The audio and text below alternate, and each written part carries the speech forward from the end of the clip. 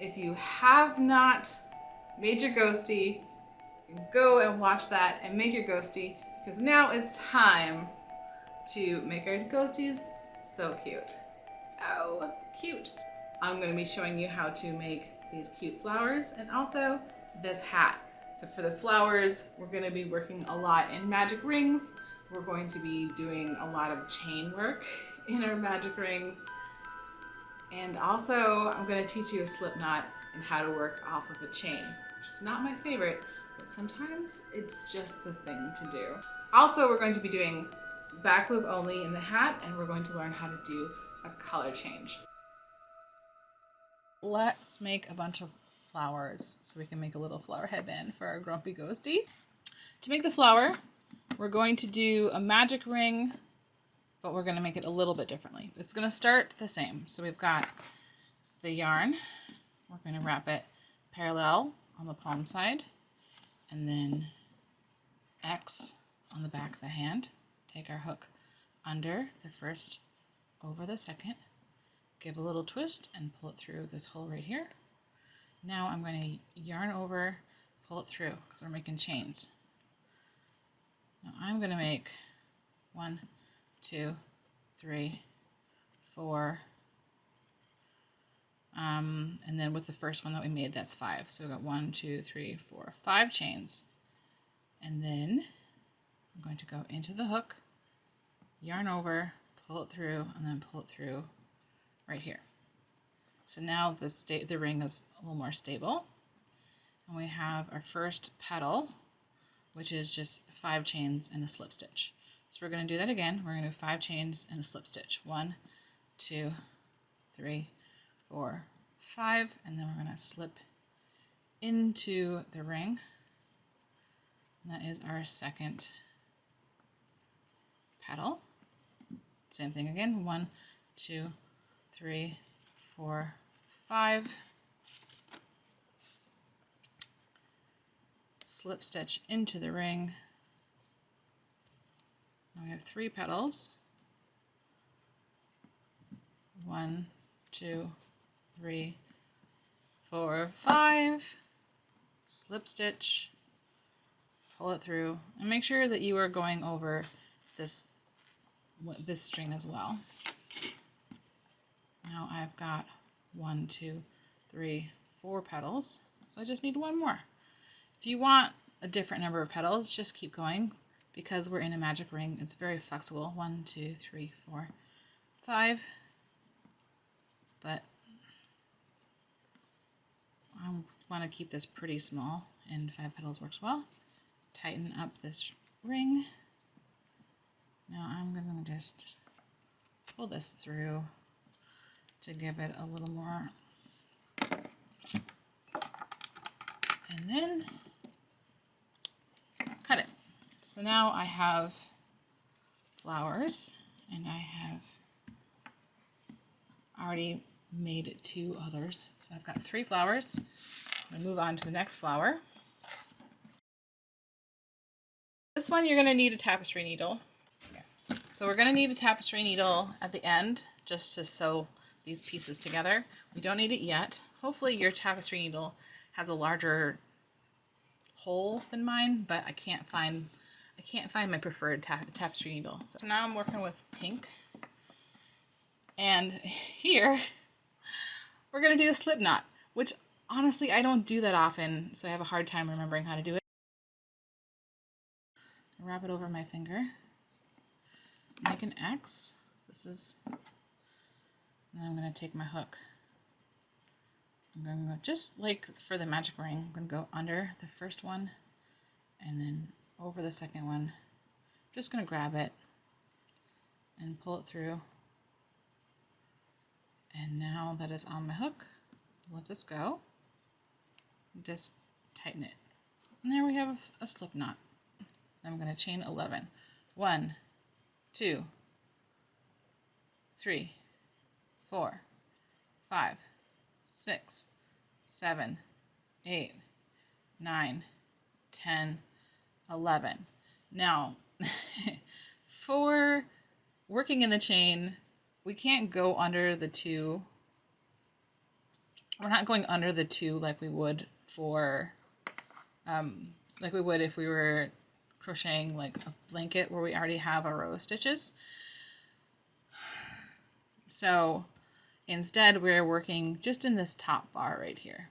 So I'm going to go not into this first chain, but into the second chain. So I'm going under this top bar, just going to slip stitch. So we're going under and pulling it through. Now I'm going to do 3 chains. So that's yarn over, pull through, 1, 2, 3, and I'm going to slip stitch into the next stitch. And same thing, 1, 2, 3, slip stitch into this next stitch, all the way down, 1, 2, 3, slip stitch, and we can see that the work is starting to curl, which is perfect because we're going to roll it up when we're done. 1, 2, 3, and slip. Get out of my way though. 1, 2, 3, slip. 1, 2, 3, slip. 1, 2, 3,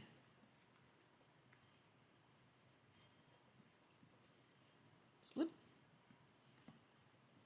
1, 2, 3, slip.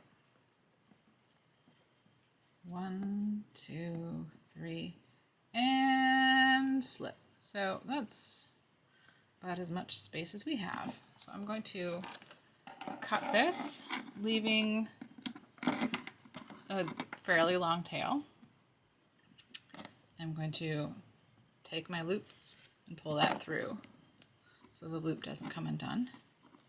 And now we've got this kind of thing. It wants to be a blob. What we're going to do is we're going to start at our first series of like chains and slips right here. So not on the end with a slip knot. We're going to start on the other end. We're just going to roll that up. So we're rolling it. What's going on with our thread here? Take that to the side. We're going to roll this up. So now we're going to sew this part here. And we're going to have pretty little rows on this side. So now I need my tapestry needle. And here's where I complain that I can't find my tapestry needle with the big opening. And I have to try and shove yarn through a not quite big enough opening, which is kind of a pain.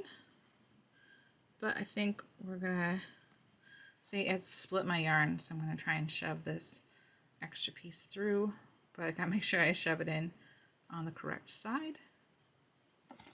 Come on. Come on, Yarny. Come on, Yarny. All right. Yeah, we're in. Okay. Now I'm gonna pull this down so it doesn't get too weird. All right. So once we have our tapestry needle threaded up with the leftover yarn from our rows, you're just going to try to stay on the bottom, grab the bottom bits of your work, and just sew it up so it doesn't fall apart. Now this isn't going to be worn, so I can probably get away with not being super thorough. If you're going to wear it, you want to be more thorough. Now it looks like I have missed the middle bits, so I'm going to go back through and I'm going to try to really get in there. Make sure that I get those down, because the middle bit is really what sells it as a rose.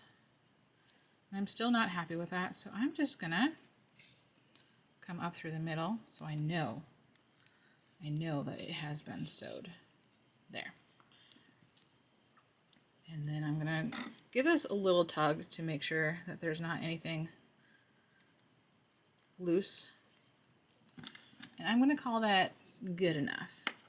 I'm going to tie these leftovers. There. So now I have 3 roses. The last flower is the forget-me-not. Forget-me-not, we are just doing a yellow. You could do white as well. The white forget-me-nots have been pollinated. The yellow forget-me-nots have not yet been pollinated. And they're saying, hey, don't forget me. So we're going to go back to our magic ring, our good old magic ring. And we're going to go parallel in the back, X in the front, under the top, over the back, twisty, twisty, pulley, pulley, twisty, pulley, pinchy, straighten, great. All right, I'm going to make our first single crochet. I'm going to do that 4 more times. We're doing 5 single crochets in this magic ring. So 1, 2, 3, 4, 5. And now we're going to tighten that up. Just like we did for the beginning of the mushroom, we are going to just do a little slip stitch into this first one. We don't need a stitch marker because this is a very small project. I'm going to pull that through, give a little snip, and pull that all the way through. So now we have this center for our forget-me-not. So now we are going to, instead of doing a color change and carrying on in the same spot, we are going to start over in a different spot. It just, for a small project, it just kind of keeps it more even looking if we start over elsewhere. So I'm going to pull both of these through, and I'm going to keep pulling until I get that tail. Let the tail out. So now it is secured. I'm going to chain 5. 1, 2, 3, 4, 5. And now I'm going to go back into the same stitch and do a slip stitch here. Slip. And then a slip stitch next door. Slip. And 5 more chains. 2, 3, 4, 5. Back into the same with a slip stitch, and then into the next with a slip stitch. 1, 2, 3, 4, 5. Into the same, slip, into the next, slip. 1, 2, 3, 4, 5. Into the same. And now here we have this big kind of mess where we sort of tied off before. And I've got 1, 2, 3, 4 petals already. So before I made a mistake, I'm probably going to leave it out unless I put it in like the how to fix your mistakes video. I tried to put a petal in this one, but no, we're going into this one right here. And we're going to slip stitch here. And then chain 1, 2, 3, 4, 5, and then slip stitch there. No! Okay, so I dropped it, but that's okay, because I can pick it back up again. Okay, so slip stitch, and now I'm going to move you out of the way. And then, just to keep it all looking cohesive, I am going to slip stitch here. Cut, leaving longish, and then pull that tight. And then I want this on the other side so I can use it to tie down. So I'm going to pull this through. Now, what I've done is I have taken my ghostie and I have measured this green thread to go around the ghostie's head, leaving like this much extra. And I have already started this process. I have tied my flowers just to the yarn. It's nothing fancy. If you want this to be more sturdy, then I would do just a long chain in your green, and then you can tie them in a little more securely. Excuse me, weird hiccups, but it doesn't matter. So this one, we have double the strings to tie it. So I'm just going to make sure that I have all my flowers with their bottoms up towards me. And I am going to tie my yarn. I'll do the same with the blue. Just tie the yarn.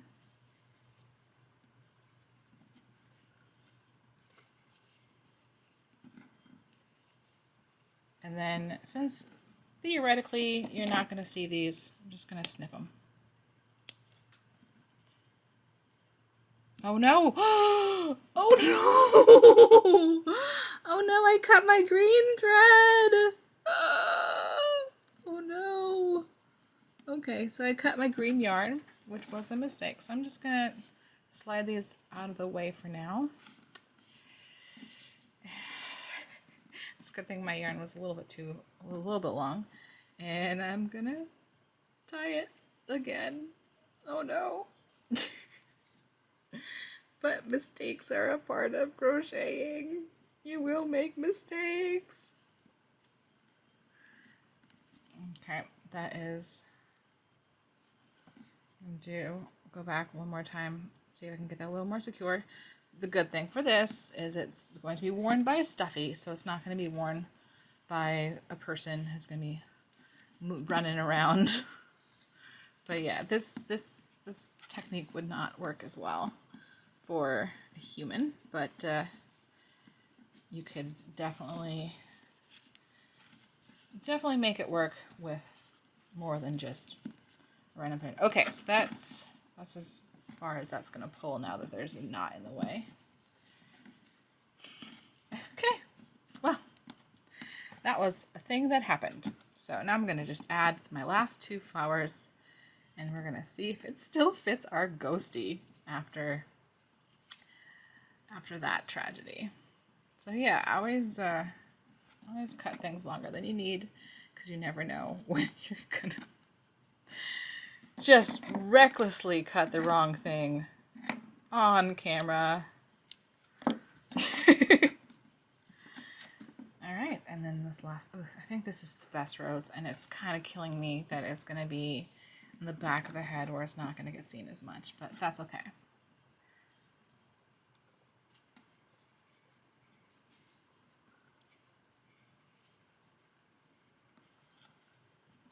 Alright, carefully cut just, alright. And then I'm going to push these up against this knot so we have a little more space to tie off with.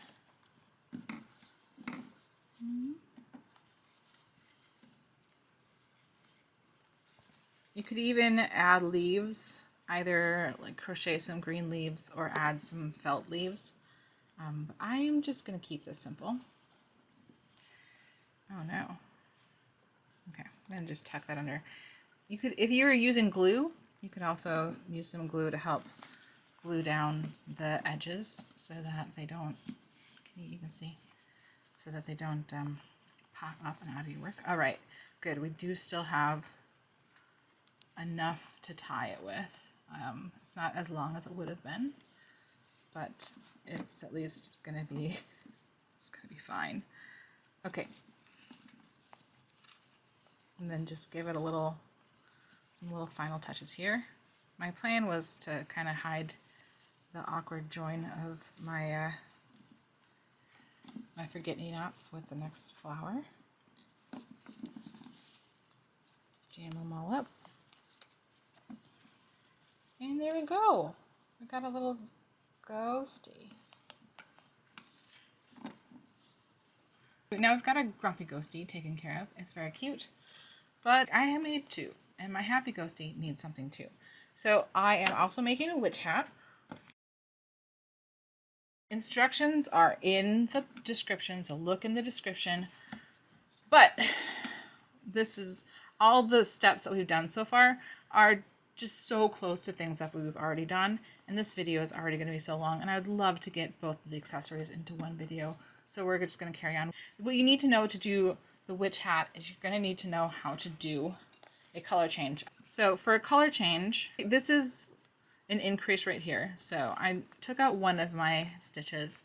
We're going to start our color change on the last stitch before it. So we're going to start our increase. So we've already got the first single crochet. This is our second single crochet in the increase. All I need to do to finish this is yarn over and pull through, but we're not finishing it yet. So we're going to start our stitch, and before we do the yarn over pull through, we are going to, you're going to hold this down, just put lots of tension on it, and then I'm going to add my new color. So I'm going to fold over this purple and put lots of tension on it. So I'm going to fold it through, pull it through, and now I'm going to take this, so I have both of these loose, I have the black and the purple, and then the loose end of the purple. I'm going to pull them tightly. You can knot them here, or you can just hold them tightly. And now I'm going to just carry on with my next round loop only instead. Okay, so I changed my mind, and I don't want to do a single crochet all the way around. I want to do a back loop only. So before we talked about how there are two bars. We've got our front bar and our back bar. And we did a lot of front loop only stuff before, but now we're doing some back loop only stuff. So I'm going into the back loop, yarn over, pull through, yarn over, pull through. This is just a single crochet in the back loop. We're going to do that all the way around. And the reason why I'm doing that is it makes a really distinct color change.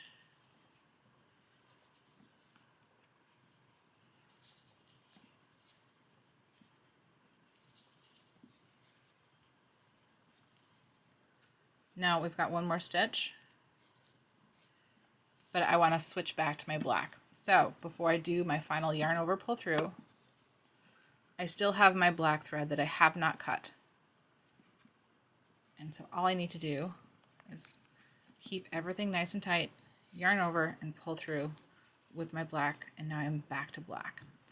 Now what I can do here, because I am done with the purple, I can cut my purple, and now would be a good time to tie this. So I'm going to tie my purple, I'm going to tie my purple yarns together so they don't misbehave.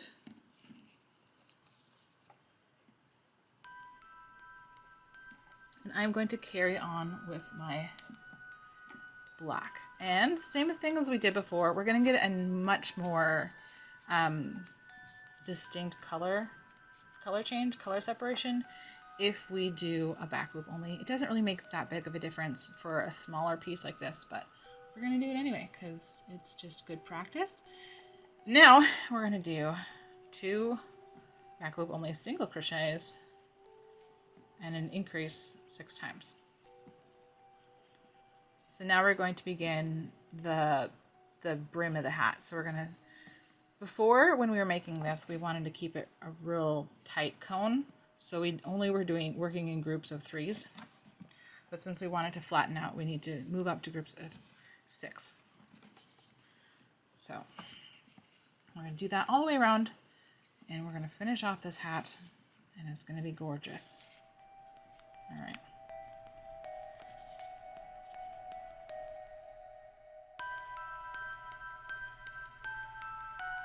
Thank you so much for joining me today. I hope that you are in love with the Ghostie that you have created.